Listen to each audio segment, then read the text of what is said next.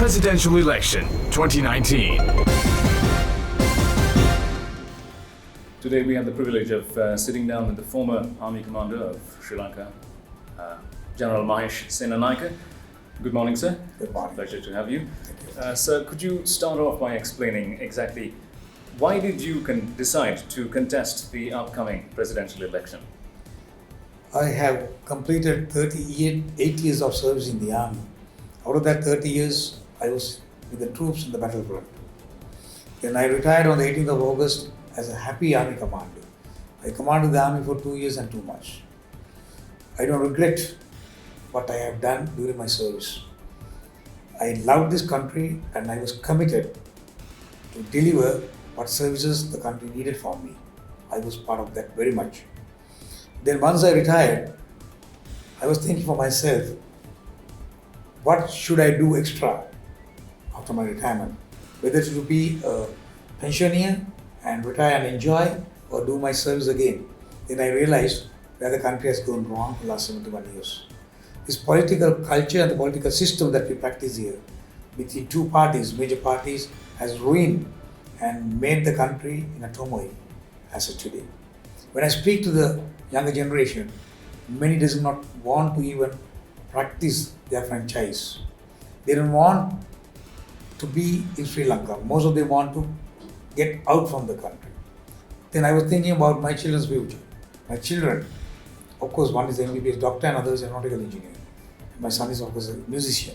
The question comes, am I left an army or country after commanding that is safer for them to retain or remain here? Then comes, what is the progress that as a country that we are going forward? I realized whatever the people's expectations and aspirations are, it's not been happening in this political system.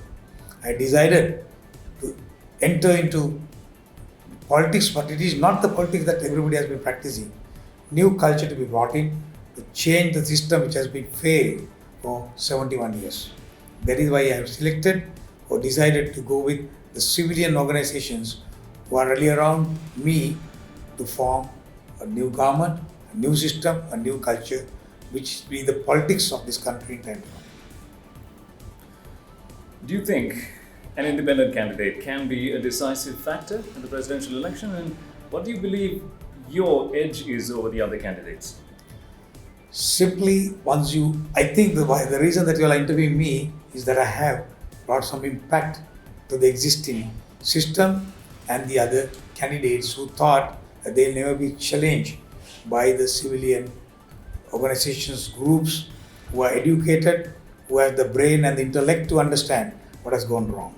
So I'm sure that change they have felt, and the generations of people and the voters have felt that there will be a change. And the only man who can do is, as of today, when you compare with the other candidates, it's general and his party. Party in the sense is a group. So that is why I believe we are confident and we can do it. What is the edge that I have over them? Look at the people around me. They are not politicians. They are not rogues. They don't have robbed money from the others in this country. They are all intellects. They are professionals. They are committed to the country and they never left the country. So those people are around me as my strength, and that is the edge that I have above the others. Look at the others. We respect each and every candidate, but look at the people who are around them. 5 years back, we sent them out saying that they were the world #1 rogues. 1.5 years back, we were talking about them saying that they robbed this, that. And after 5 years, how can they come back and say, now we are clean? So I feel very sympathetic towards those candidates for being in the clutches of these rogues again. In your opinion, do you think professional and educational qualifications are a vital necessity for a presidential candidate? Definitely. Not only the presidential candidate, in my view, it's applied to each and every segment or any positions in the country. Whether it is the government sector or otherwise, especially the cabinet, especially the parliament, you should have, because the education is free in this country. educated people who should be the decision makers of this country, not the people who are involved in many illegal activities because they throw money which is not from the others. They throw money which they have earned from different or illegal means to sit at the parliament and pass bills which benefits them, not the country. So I believe definitely education is a qualification. According to your understanding, sir, what needs to change drastically and quickly in this country? The legal system, what is on books here, is more than sufficient to take decisions. The constitution what we practice today has enough space for the president to exercise his leadership, his decision-making powers. But have we done it? Answer is no. Have we got armed forces and the police who are strong? Yes, we are strong. Have we allowed them to execute their duties and responsibilities without political interferences? Answer is no. So the president of the country, he should allow smooth functioning of each and every organization, institution, whether it's government or otherwise, to be functioning effectively in time to come. That is the main function of the president, not to make policies. Do you think Sri Lanka's political culture can be improved, and if so, what needs to be done to do that? It's not only an improvement, it has to be changed. We have been stuck, or we have been robbed again in our values by these two major parties for the last 71 years. Those policies are made as they are the owners of this country and we are the workers, we are the laborers of this country. But it should be the other way. That is the very reason that political history, the culture has to be changed with immediate effect. So we are taking initiatives, foundation to ensure the culture is changed, systems are changed which have failed miserably for last many years. So requirement is today, this is the last chance that people get to change, otherwise next generations to come will be suffering again and again. Would there be any reason at all for you to withdraw from the presidential race, or is that completely out of the question? That is completely out of the question. I have been a soldier who has fought for last 30 years in the battlefield and 30 years in the army. I have never done that before. So when I start something, I will finish it. It will take a little longer time, but I have the strength to do it, and definitely I will ensure I will never be taken out unless otherwise I have been killed in between. Definitely will be going till the last bullet. What would your first and foremost task be if you are elected president, sir?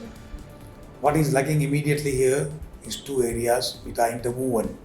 One is the national security, another one is the national economy. These are interwoven things, so that has to be given priority immediately. But it will be followed by the education systems, the environment, cost of living. There are so many things, and we ensure the Sri Lanka brand, made in Sri Lanka brand, will be brought back. Then the poorest people in the country should be billed immediately to middle income families. That could be done provided that we curtail and make a stop to all the corruptions in this country. Is this the right time to think about or consider who your Prime Minister will be? I think it is too early for any candidate to mention that, and if somebody has told that already or announced, it is the wrong system. This is only a presidential election.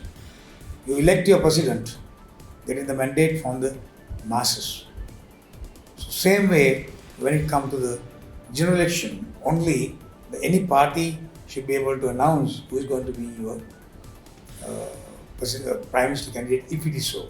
Otherwise, once the parliament is elected, then the first person who has the majority only will be appointed.